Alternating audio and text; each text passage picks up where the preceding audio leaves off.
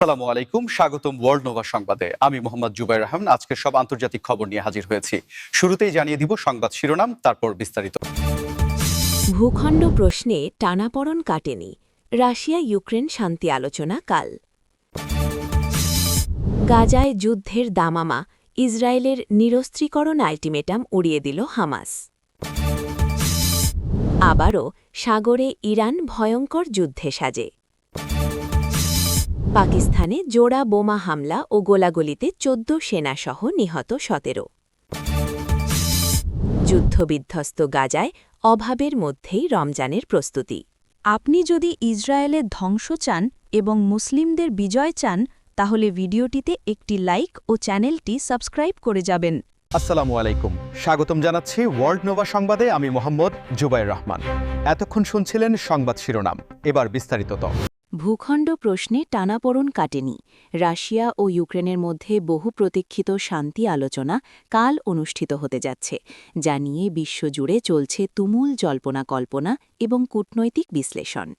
যুদ্ধের ময়দানে দীর্ঘদিন ধরে চলা রক্তক্ষয়ী সংঘাতের পর দুই পক্ষ যে আলোচনার টেবিলে বসতে রাজি হয়েছে, একে প্রাথমিকভাবেই একটি ইতিবাচক পদক্ষেপ হিসেবে দেখা হলেও বিশ্লেষকরা খুব একটা আশাবাদী হতে পারছেন না, কারণ মূল বিরোধের জায়গাটি অর্থাৎ ভূখণ্ডের মালিকানা নিয়ে এখনও দুই পক্ষের অবস্থানে আকাশ পাতাল তফাত রয়েছে। রাশিয়া স্পষ্ট জানিয়ে দিয়েছে যে দোনেৎস্ক, লুহানস্ক এবং ক্রাইমিয়া সহ যেসব অঞ্চল তারা নিজেদের দখলে নিয়েছে বা সাংবিধানিকভাবে নিজেদের অংশ বলে ঘোষণা করেছে, সেগুলোর উপর কিয়েভকে দাবি ছাড়তে হবে, যা ইউক্রেনের প্রেসিডেন্ট ভলোদিমির জেলেনস্কির সরকারের পক্ষে মেনে নেওয়া কারও তো অসম্ভব, কারণ তারা তাদের দেশের সার্বভৌমত্ব এবং অখণ্ডতার প্রশ্নে বিন্দুমাত্র ছাড় দিতে নারাজ। ওমরেকে কিয়েভ দাবি করছে যে শান্তি আলোচনার পূর্বশর্ত হিসেবে রুশ বাহিনীকে ইউক্রেনের মাটি থেকে সম্পূর্ণভাবে প্রত্যাহার করতে হবে এবং ২০১৪ সালের আগের সীমানা পুনর্বহাল করতে হবে, যা ক্রেমলিনের কাছে সরাসরি আত্মসমর্পণের শামিল। এই পরিস্থিতিতে আগামীকালের আলোচনায় আসলে কতটুকু বরফ গলবে তা নিয়ে সংশয় রয়েছে, তবে আন্তর্জাতিক মহল, বিশেষ করে ইউরোপীয় ইউনিয়ন এবং তুরস্কের মতো মধ্যস্থতাকারী দেশগুলো পর্দার আড়ালে ব্যাপক তৎপরতা চালাচ্ছে, যাতে অন্তত একটি সাময়িক যুদ্ধবিরতি বা মানবিক করিডর খোলার বিষয়ে ঐক্যমত্যে পৌঁছানো যায়। আপনারা জানেন যে এই যুদ্ধের প্রভাব কেবল দুটি দেশের মধ্যে সীমাবদ্ধ নেই, বরং জ্বালানি তেলের বাজার, খাদ্যশস্যের সরবরাহ এবং বৈশ্বিক অর্থনীতির ওপর এর মারাত্মক নেতিবাচক প্রভাব পড়েছে। তাই সাধারণ মানুষ থেকে শুরু করে রাষ্ট্রনেতারা সবাই তাকিয়ে আছেন আগামীকালের এই বৈঠকের দিকে। গাজায় যুদ্ধের দামামা এবং উত্তেজনার পারদ যখন তুঙ্গে, ঠিক তখনই ইসরায়েলের পক্ষ থেকে দেওয়া নিরস্ত্রীকরণের আল্টিমেটাম বা চূড়ান্ত সময়সীমাকে সরাসরি প্রত্যাখ্যান করে হামাস জানিয়ে দিয়েছে যে তারা লড়াই চালিয়ে যেতে প্রস্তুত এবং কোনোভাবেই নিজেদের আত্মরক্ষার অধিকার বা অস্ত্র সমর্পণ করবে না।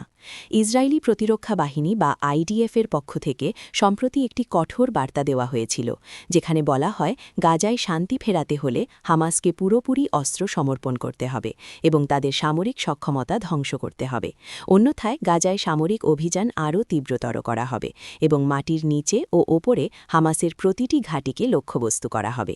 এই আল্টিমেটাম আসার পরপরই গাজার পরিস্থিতি আরও থমথমে হয়ে পড়েছে, কারণ হামাসের মুখপাত্ররা সংবাদ মাধ্যমে স্পষ্ট ভাষায় জানিয়েছেন যে ফিলিস্তিনিদের অস্তিত্ব এবং স্বাধীনতার প্রশ্নে তাদের সশস্ত্র সংগ্রাম একটি অবিচ্ছেদ্য অংশ এবং ইসরায়েলের এই দাবিকে তারা তাদের সার্বভৌমত্বের ওপর সরাসরি আঘাত হিসেবে দেখছে।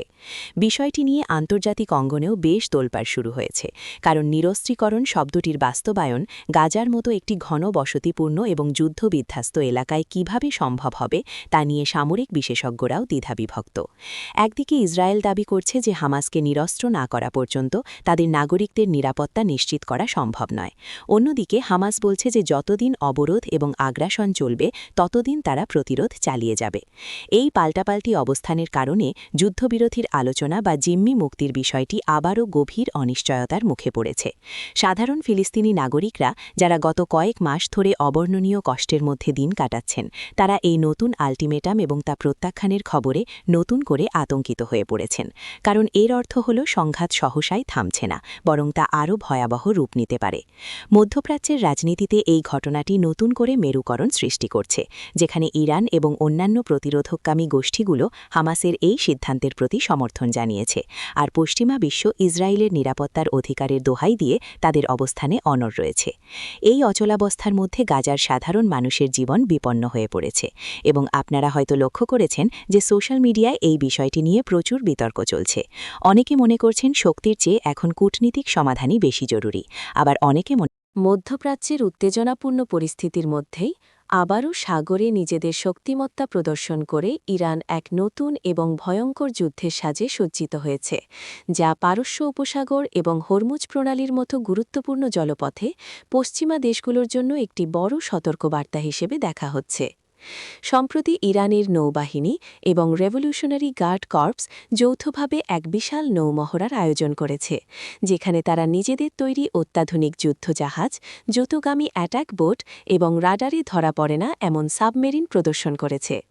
তবে সবচেয়ে বেশি যা সামরিক বিশ্লেষকদের কপালে ভাঁজ ফেলেছে তা হল তাদের নতুন প্রজন্মের ব্যালিস্টিক এবং ক্রুজ মিসাইলের সফল পরীক্ষা, যা সাগরের বুকে যে কোনো চলমান লক্ষ্যবস্তুকে নিখুঁতভাবে আঘাত হানতে সক্ষম। ইরানের এই সামরিক আস্ফালনকে শুধুমাত্র একটি রুটিন মহড়া হিসেবে দেখার সুযোগ নেই, কারণ সাম্প্রতিক সময়ে লোহিত সাগর এবং আরব সাগরে বাণিজ্যিক জাহাজগুলোর ওপর হামলার ঘটনা এবং আমেরিকার সাথে ইরানের বাড়তে থাকা উত্তেজনার প্রেক্ষাপটে এই মহড়াটি অত্যন্ত তাৎপর্যপূর্ণ। তেহরান স্পষ্টভাবে জানিয়ে দিতে চাইছে যে যদি তাদের ওপর কোনো ধরনের আক্রমণ করা হয় বা তাদের তেল রপ্তানিতে বাধা দেওয়া হয়, তবে তারা পুরো অঞ্চলের সমুদ্রপথ অচল করে দিতে পারে, যা বিশ্ব অর্থনীতিতে তেলের দামে আগুন ধরিয়ে দেওয়ার জন্য যথেষ্ট। আপনারা জানেন যে বিশ্বের মোট জ্বালানি তেলের একটি বিশাল অংশ এই হরমুজ প্রণালী দিয়ে পরিবাহিত হয়, তাই ইরানের এই যুদ্ধসাজ বা সামরিক প্রস্তুতি সরাসরি আমেরিকা এবং তার মিত্র দেশগুলোর মাথা ব্যথার কারণ হয়ে দাঁড়িয়েছে।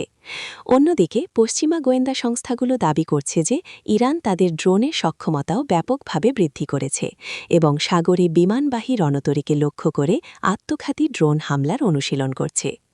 এই পরিস্থিতিতে সাগরে এখন এক বারুদঠাসা পরিবেশ বিরাজ করছে, যেখানে সামান্য একটি ভুল বোঝাবুঝি বা অসতর্ক পদক্ষেপ বড় ধরনের যুদ্ধে সূত্রপাত ঘটাতে পারে। পাকিস্তানের খাইবার পাখতুনখোয়া এবং বেলুচিস্তান সীমান্তে আবারও নিরাপত্তার চরম অবনতি ঘটেছে, যেখানে এক ভয়াবহ জোড়া বোমা হামলা এবং পরবর্তী সময়ে চলা দীর্ঘ গোলাগুলিতে অন্তত ১৪ জন সেনা সদস্যসহ মোট ১৭ জন নিহত হওয়ার খবর পাওয়া গেছে। এই ঘটনাটি পাকিস্তানের অভ্যন্তরীণ নিরাপত্তা ব্যবস্থার জন্য একটি বড় ধাক্কা হিসেবে দেখা হচ্ছে, কারণ হামলাকারীরা অত্যন্ত সুপরিকল্পিতভাবে এবং ভারী অস্ত্রশস্ত্র নিয়ে নিরাপত্তা বাহিনীর কনভয় এবং চেকপোস্ট লক্ষ্য করে এই আক্রমণ চালিয়েছে। স্থানীয় সংবাদমাধ্যম এবং প্রত্যক্ষদর্শীদের বিবরণ অনুযায়ী প্রথমে একটি শক্তিশালী remote controlled improvised explosive device বা আইইডি বিস্ফোরণ ঘটানো হয়, যা নিরাপত্তা বাহিনীর গাড়িকে ছিন্নভিন্ন করে দেয়, এবং এর পরপরই পাহাড়ের আড়াল থেকে জঙ্গিরা অতর্কিত গুলি চালাতে শুরু করে। এই হামলায় ঘটনাস্থলেই বেশ কয়েকজন জওয়ান প্রাণ হারান এবং আহতদের হাসপাতালে নেওয়ার পথে আরও কয়েকজনের মৃত্যু হয়। পাকিস্তানের সেনাবাহিনী বা আইএসপিআর থেকে দেওয়া বিবৃতিতে বলা হয়েছে যে তারা পাল্টা জবাব দিয়েছে এবং এনকাউন্টার চলাকালীন বেশ কয়েকজন হামলাকারীও নিহত হয়েছে। তবে এই ঘটনা আবারও প্রমাণ করে যে আফগান সীমান্তবর্তী এলাকাগুলোতে জঙ্গি তৎপরতা কতটা ভয়ঙ্কর রূপ ধারণ করেছে। রাজনৈতিক অস্থিতিশীলতা এবং অর্থনৈতিক সংকটের মধ্যে থাকা পাকিস্তানের জন্য এই ধরনের বড় মাপের হামলা মোকাবিলা করা এখন বড় চ্যালেঞ্জ হয়ে দাঁড়িয়েছে। নিরাপত্তা বিশ্লেষকরা বলছেন, নিষিদ্ধ ঘোষিত তেহরিক-ই-তালিবান পাকিস্তান বা টিটিপি সাম্প্রতিক সময়ে তাদের হামলার ধরন পরিবর্তন করেছে এবং তারা এখন সরাসরি সম্মুখ যুদ্ধে লিপ্ত হচ্ছে। সরকারের পক্ষ থেকে এই হামলার তীব্র নিন্দা জানানো হয়েছে এবং সন্ত্রাসীদের নির্মূল করার অঙ্গীকার করা হয়েছে, কিন্তু সাধারণ মানুষের মনে প্রশ্ন জাগছে যে এত কঠোর নিরাপত্তা বেষ্টনী থাকা সত্ত্বেও কিভাবে সন্ত্রাসীরা এত বড় ধরনের হামলা চালাতে সক্ষম হল। নিহতদের পরিবারের প্রতি সমবেদনা জানানোর পাশাপাশি দেশ জুড়ে শোকের ছায়া নেমে এসেছে। যুদ্ধবিধ্বস্ত গাজায় এখন ধ্বংসস্তূপ আর হাহাকারের রাজত্ব। আর এই চরম অভাব অনটনের মধ্যেই ফিলিস্তিনিরা পবিত্র মাহে রমজানের প্রস্তুতি নিচ্ছেন, যা এবারের জন্য এক ভিন্ন এবং হৃদয় বিদারক অভিজ্ঞতায় পরিণত হয়েছে।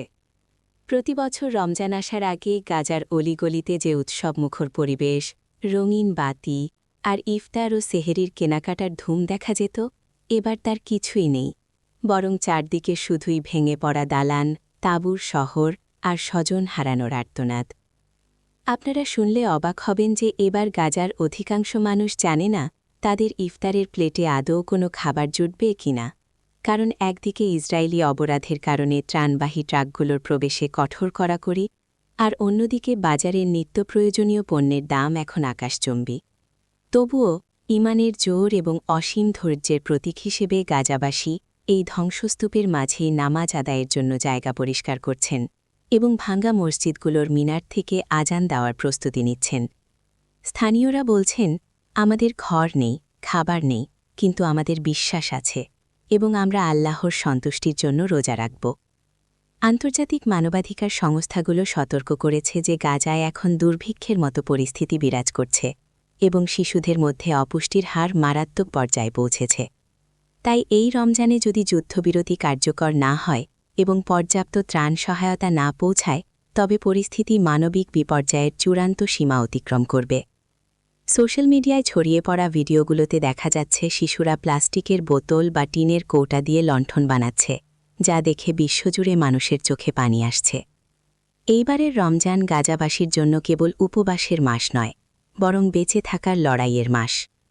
মুসলিম বিশ্বের নেতারা এবং সাধারণ মানুষ দাবি জানাচ্ছেন যে অন্তত পবিত্র এই মাসে যেন যুদ্ধের দামামা থামানো হয় এবং মানুষগুলোকে একটু শান্তিতে ইবাদত করার সুযোগ দেওয়া হয়। কিন্তু বাস্তবতা বড়ই নির্মম। যুদ্ধের কালো ধোঁয়া এখনও গাজার আকাশ ঢেকে রেখেছে। দর্শক, এই কঠিন সময়ে গাজার মানুষের প্রতি আপনাদের সহমর্মিতা জানাতে এবং বিশ্ববিবেকের কাছে এই বার্তা পৌঁছে দিতে ভিডিওটি শেয়ার করতে পারেন। অভাবের মধ্যেও গাজাবাসীর এই আধ্যাত্মিক শক্তি আমাদের সবার জন্যই এক শিক্ষার বিষয় হয়ে দাঁড়িয়েছে।